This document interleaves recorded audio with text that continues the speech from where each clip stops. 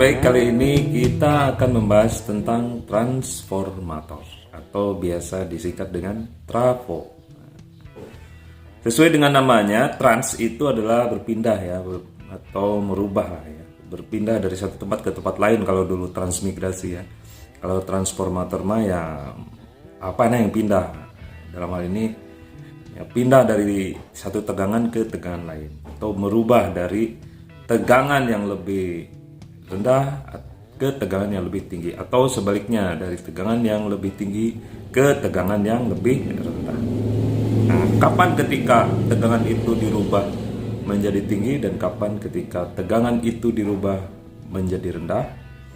Nah, itu sesuai kebutuhan ya. Ketika kita kebutuhannya apa gitu, kebutuhannya untuk menyalurkan tegangannya dengan jarak jauh, nah itu membutuhkan tegangan tinggi. Tapi ketika sudah mau sampai ke rumah, di rumah-rumah itu tegangannya ya tegangan rendah, dari tegangan tinggi diturunkan lagi ke tegangan rendah.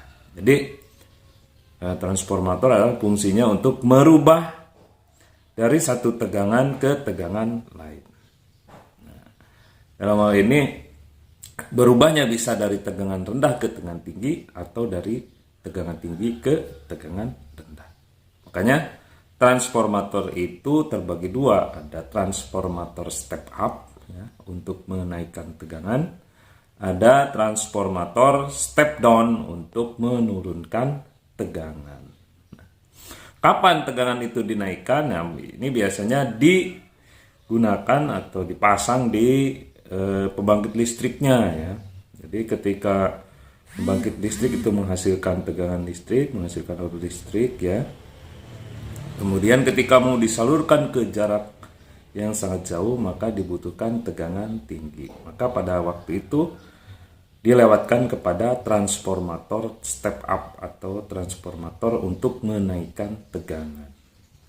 Nah, kenapa ketika disalurkan ke tempat yang begitu jauh ya, diperlukan tegangan yang tinggi? Karena dengan tegangan tinggi kita hanya memerlukan kabel yang kecil. Jadi kalau jaraknya jauh ya, kabelnya itu kan sangat panjang. Jadi kalau kabelnya itu besar ya dibutuhkan biaya yang sangat mahal. Jadi dengan kabel yang kecil itu kan menghasilkan tegangan yang tinggi, sehingga dengan jarak yang sangat jauh kabelnya cukup kabel yang kecil dan harganya tentu saja lebih murah karena ya jaraknya yang begitu jauh ya, dibutuhkan kabel yang sangat panjang sekali, sehingga kalau kabelnya itu besar tentu saja diperlukan biaya yang sangat mahal karena pada kabel yang besar itu tegangannya rendah ya. Nah, ketika mau sampai ke rumah lagi nah gitu ya, maka tegangannya diturunkan lagi ya, sesuai dengan tegangan yang dipakai ke alat-alat rumah tangga ya. Nah, ketika mau sampai ke rumah, maka kabel tegangan tinggi itu ya, tegangan tinggi yang ada di kabel tersebut diturunkan lagi menjadi tegangan rendah, biasanya menjadi 220 volt untuk alat-alat rumah tangga ya. Nah, itu biasanya diturunkan dulu di gardu induk ya. Kemudian ya, gardu induk itu ya isinya trafo gitu ya, menurunkan tegangan dari tegangan tinggi ke tegangan rendah. Kemudian dari gardu induk itu juga disalurkan ke berbagai daerah masih tegangan tinggi ya. Maka nanti ada trafo lagi. Ketika mau sampai ke rumah ada trafo lagi. Itu untuk menurunkan tegangan lagi. Ini diturunkan 2 kali biasanya. Dari tegangan tinggi saluran jarak jauh yang tiang besar itu ya. Kemudian ke gardu induk diturunkan pakai trafo step down. Kemudian dari gardu induk ke tiang-tiang yang sedang itu, kemudian dari tiang yang sedang itu diturunkan lagi ke tiang yang lebih kecil, diturunkan pakai trafo step down yang langsung sampai ke rumah. Oke gitu ya, panjang sekali bertele-tele ya. Langsung saja kita ke penjelasan dan pemaparan berikut ini untuk lebih jelasnya. Baik ya, kita lihat ilustrasinya. Di sini ada dua buah gambar trafo ya. Ada trafo yang sebelah kiri dan ada trafo yang sebelah kanan. Di mana trafo itu adalah isinya, di dalam trafo itu berisi dua buah bagian. Ada bagian yang pertama itu ada bagian primer, bagian yang kedua adalah bagian yang sekunder. Bagian primer adalah bagian input, bagian sekunder adalah bagian output. Jadi kita lihat gambar yang pertama dulu. Di bagian inputnya itu ada lilitan yang berwarna hijau. Nah, itu lilitannya lebih sedikit daripada yang berwarna merah di sebelah kanan. Nah, itu adalah isi dari trafo step up atau trafo yang fungsinya untuk menaikkan tegangan. Jadi di bagian primer itu lilitannya sedikit, di bagian sekunder itu lilitannya banyak. Nah, pada lilitan yang sedikit itu tegangannya rendah. Pada lilitan yang banyak itu tegangannya tinggi. Makanya tegangan ketika masuk trafo step up itu rendah. Ketika keluar dari trafo, tegangannya menjadi tinggi. Nah, makanya trafo ini dinamakan trafo step up atau trafo untuk menaikkan tegangan. Nah, gitu. Nah, kenapa di lilitan yang banyak itu tegangan tinggi? Ya, karena ruwet ya. Contoh lebih sederhananya begini supaya mudah dipahami ya. Ketika kita di jalanan, naik sepeda motor misalkan ya. Nah, di jalanan itu sepeda motor banyak banget ya, kendaraan banyak gitu. Di sana pasti tegangannya akan tinggi. Kita juga mudah panas dan mudah emosi ya, karena dikit-dikit nyenggol gitu ya. Jadi dengan lilitan yang banyak itu tegangannya akan tinggi. Tapi kebalikannya dengan arusnya. Kalau tegangan tinggi pasti arusnya rendah. Jadi kalau kendaraan itu banyak di jalanan, arusnya juga akan tersendat, akan macet ya. Jalanan macet ya karena kendaraan penuh di jalan gitu ya. Jadi di kabel itu penuh dengan muatan-muatan listrik sehingga arusnya itu tersendat gitu. Nah, itu kelihatan dari rumusnya ya. NP per NS sama dengan PP per PS sama dengan IS per IP. Nah, lihat di kanan atas ya. Jadi NP per NS itu sama dengan PP per PS. Jadi lilitan itu sebanding dengan tegangan. Jadi kalau lilitan banyak, tegangan akan tinggi. Jadi NP sama dengan PP. Tapi kalau IS itu kan arus. Jadi yang NP dengan PP sama, kalau I mah S gitu, kebalikannya. Jadi kalau tegangan tinggi, arus rendah. Nah, kebalikannya arus maya, iya. Iyalah kalau banyak muatannya atau banyak kendaraan di jalan ya pasti arusnya macet. Nah, arusnya menjadi rendah gitu. Makanya di rumusnya juga kebalikannya. Yang lainnya P, ini mah S sendiri kan gitu. Yang lainnya S, ini P sendiri. I itu ya, I itu arus ya. Jadi IS per IP adalah arus sekunder per arus primer. Nah, gitu. Kemudian untuk gambar yang kedua adalah trafo step down ya. Kita lihat di gambarnya, untuk trafo step down itu lilitan primernya lebih banyak daripada lilitan sekundernya. Ya, karena fungsinya untuk menurunkan tegangan. Kan di lilitan yang banyak itu tegangan tinggi, di lilitan yang sedikit itu tegangan rendah.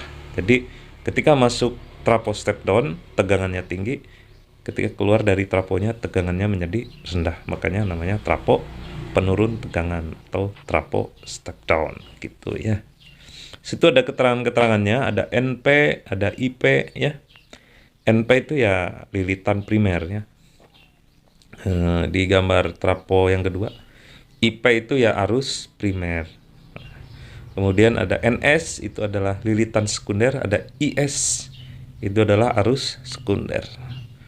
Nah, mungkin itu untuk penjelasan dari ilustrasi dari gambar ini ya, supaya mudah dipahami ya. Mudah-mudahan kalian lebih paham dengan gambar ini ya. Nah, selanjutnya kita ke rumus efisiensi transformator ya. Lihat ada di gambar sebelah kiri itu ya, ada rumus efisiensi transformator. Efisien itu apa ya? Kalau dalam ekonomi efisien itu hemat ya, gitu ya. Jadi efisien itu tenaga yang dimiliki itu sama dengan tenaga yang digunakan, nah, itu efisien. Jadi kalau kalian itu dari rumah ya, pergi ke sekolah kan mau belajar ya, sama orang tua itu dikasih uang banyak ya. dikasih sarapan banyak gitu. Sarapan dulu di rumah habis 1 piring penuh atau ada yang habis 2 piring sarapannya. Jadi energinya besar, kemudian dikasih uang jajan juga besar ya. Tapi sampai di sekolah itu, di kelasnya tidak belajar, hanya ngantuk atau hanya mengganggu temannya ketika guru sedang menjelaskan gitu ya. Ya pokoknya tidak belajar, tidak digunakan. Nah itu artinya tidak efisien. Jadi orang tua kalian memberi tenaga itu tidak kalian gunakan untuk belajar, maka itu kalian adalah sebagai manusia yang tidak efisien. Mahal kalian itu artinya. Orang tua kalian sudah membiayai mahal, tapi kalian tidak berfungsi sesuai dengan apa yang diharapkan. Nah itu artinya tidak efisien. Yang efisien itu gimana? Ya kalian dibekali banyak ya, ketika di sekolahnya belajar dengan maksimal, itu efisien. Jadi kalau di dalam mesin di bagian primernya itu tenaganya 100. Nah, ketika keluar dari bagian sekundernya itu digunakan semuanya tenaga yang 100 itu. Nah, itu namanya adalah efisien. 100% lah efisiensinya itu ya. Jadi kalau dalam trafo itu, ketika trafo itu dimasukin tenaga 100, dia gunakan semuanya 100. Nah, itu namanya trafo yang ideal. Idealnya seperti itu. Jadi kalau kita punya tenaga 100, kita gunakan semua. Nah, itu kita adalah merupakan mesin yang efisien gitu ya. Tapi kalau kita punya tenaga 100, tapi yang kita pakai hanya 10, nah itu tidak efisien. Artinya mesin tersebut boros ya. Boros biaya. Gitu. Harus dibuang. Tidak guna, dikasih tenaga besar tapi tenaganya tidak digunakan dengan maksimal. Nah, itu tandanya tidak efisien. Makanya di sini nanti ada persamaan efisiensi transformator dan ada transformator ideal. Nah, ada transformator ideal itu di dalam teorinya saja. Jadi bahwa transformator itu menggunakan semua tenaga yang dia miliki itu hanya ada di teori. Dalam kenyataannya tidak ada transformator yang ideal, karena di jalan itu ada yang hilang. Sama dengan kalian di sarapan dari rumah pergi ke sekolah, energinya itu ada yang hilang di jalan, sehingga di sekolah itu hanya tinggal berapa gitu ya. Kalau dari rumah dikasih energi 100 sampai ke sekolah energinya hanya tinggal berapa, mungkin hanya tinggal 80. Nah itu karena ada yang hilang di jalan. Nah, itu pada kenyataannya seperti itu trapo juga ya. Makanya ada persamaan efisiensi transformator. Nah gitu. Kita lihat ya di rumus efisiensinya ya. Nah di sini kan kelihatan no atau huruf N itu ada agak panjang kakinya satu, itu adalah lambang dari efisiensi ya. Dibacanya no aja ya. No sama dengan WS per WP kali 100%. Jadi WS itu adalah energi yang digunakan, WP itu adalah energi yang dimiliki ya. Jadi WS itu work sekunder, nah gitu ya, inisialnya gitu. Kalau WP itu work primer. Jadi energi sekunder dibagi energi primer dikali 100%. Nah itu adalah efisiensi dari sebuah transformator. Kalau misalkan energi yang kita miliki itu 100 tapi hanya digunakan 50, itu berarti WS 50 per WP 100, jadi 50 per 100. Jadi efisiensinya hanya 50% kalau seperti itu. Jadi untuk yang satunya PS per PP juga sama ya. Jadi power sekunder dibagi power primer dikali 100% juga itu merupakan rumus dari efisiensi transformator ya. Jadi kalau ada sebuah trafo memiliki power primer atau kekuatan masukan itu 100 misalkan ya, tapi dia hanya menggunakannya 30, nah, maka bisa dikatakan trafo tersebut hanya memiliki efisiensi 30%. Nah, karena power primernya 100 ya, power sekundernya 30. Jadi 30 per 100 kali 100% ya. Efisiensinya hanya 30%. Itu hanya misalkan saja ya, contoh saja. Dan memang persamaan efisiensi ini masih sederhana ya, hanya dibagi saja begitu ya, kemudian dikali 100%. Nah, mudah-mudahan nanti kalian juga ketika menemukan soal-soal UTBK itu menemukan soal-soal yang lebih sederhana yang dari yang pernah kita bahas bersama gitu ya. Jadi tidak ada kesulitan ya ketika kalian menggunakan persamaan-persamaan yang pernah kita pelajari ketika menemukan soal yang sesungguhnya gitu. Nah, kemudian ini ada persamaan-persamaan lain tentang efisiensi ya. Jadi efisiensi transformator ini tergantung kepada soalnya saja nanti ya. Jadi kalau di soal itu diketahui tegangannya dan arusnya, maka memakai rumus yang PS kali IS per PP kali IP kali 100%. Tapi kalau di soal itu yang diketahuinya lilitannya, ya pakai rumus yang NS kali IS per NP kali IP kali 100%. Karena ini kan sudah jelas ya keterangannya. PS itu adalah tegangan sekunder, IS itu adalah arus sekunder, PP itu adalah tegangan primer, IP itu arus primer. Jadi persamaan untuk mengerjakan soal efisiensi tergantung kepada soalnya. Kalau di soal diketahui tegangan dan arus, pakai rumus yang sebelah kiri ini. Kalau di soal diketahui lilitan dan arus, pakai rumus yang sebelah kanan ini ya. Mudah-mudahan di soalnya hanya power dan energi seperti persamaan sebelum ini barusan ya. Dan ini semuanya juga masih sederhana ya, rumusnya belum begitu sulit ya. Kalau kalian memang belajar dengan sungguh-sungguh, ini materi yang cukup mudah untuk dipahami. Oke, mungkin itu saja untuk pemaparan mengenai transformator ini dan beberapa persamaannya agar kalian bisa mengerjakan permasalahan-permasalahan ketika kalian nanti menemukan soal-soal tentang transformator atau kalian nanti bekerja di pembangkit listrik itu. Materi ini cukup bermanfaat atau cukup berguna ya ketika kalian bekerja misalkan di PLN ya, dan lain sebagainya. Karena transformator ini ya di alat-alat elektronik juga hampir semua menggunakan transformator ini. Oke, itu dulu, mudah-mudahan kalian mudah memahaminya. Apabila ada yang kurang atau ada kata-kata Bapak yang mungkin tidak terasa ada yang salah, boleh kalian japri ya, boleh kalian koreksi.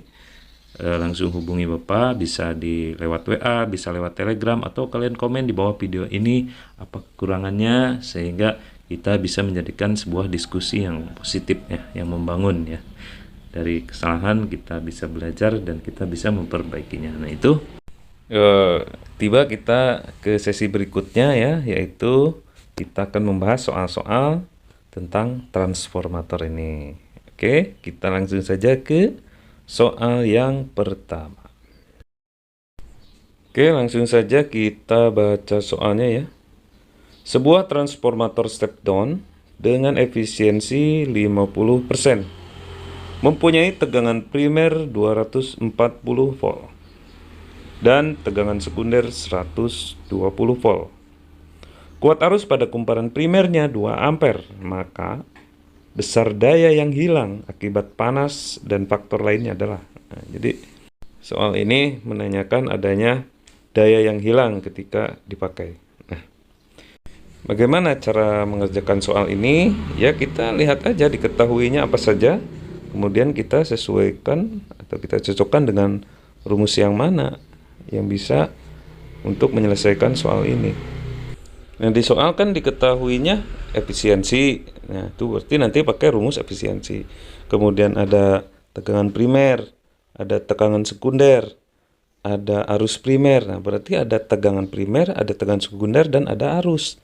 Nah, berarti kita kan hanya memakai rumus efisiensi yang ada tegangannya dan ada arusnya. Berarti kita pakai rumus No sama dengan PS kali IS per PP kali IP. Ya, sesuaikan rumus yang kita gunakan dengan apa yang ada di soal gitu. Ternyata yang cocok adalah No sama dengan PS kali IS per PP kali IP dikali 100%. Gitu. Makanya di penyelesaiannya ini langsung kita masuk ke rumusnya. Jadi No sama dengan, nah gitu kan. No-nya berapa? Lihat di soal 50%. No-nya diganti dengan 50%. PS-nya berapa di soal? PS itu kan tegangan sekunder 120 Pi-nya berapa di soal dilihat? 240. IP-nya sudah ada 2 ampere ya. Jadi tinggal kita masukkan saja ya apa yang diketahui ke dalam persamaannya. Jadi 50% sama dengan 120 dikali IS ya. IS-nya belum ada per ya, 240 dikali 2. Nah, itu adalah berapa?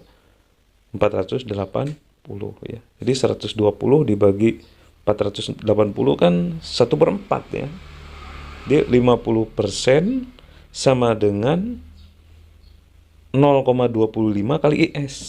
Jadi IS-nya itu berarti 0,5 dibagi 0,25 ya. Itu sama dengan 2 ya. Sama aja 2/1 karena ini 0,5 per 0,25 ya.